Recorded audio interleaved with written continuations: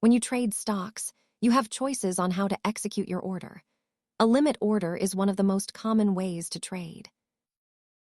The primary purpose of a limit order is to give you more control over the price you pay or receive for an asset.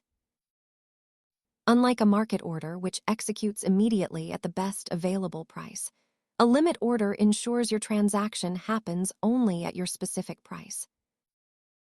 These orders are useful when you want to avoid price spikes, but remember that there is no guarantee the trade will actually fill. The main trade-off is speed versus price.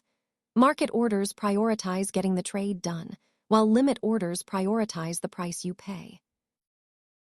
In fast-moving markets, you might see many market orders fill instantly, while limit orders wait for the price to reach your target level.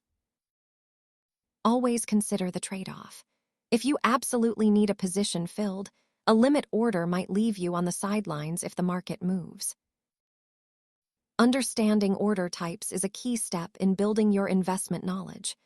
Thanks for watching, and remember to keep learning.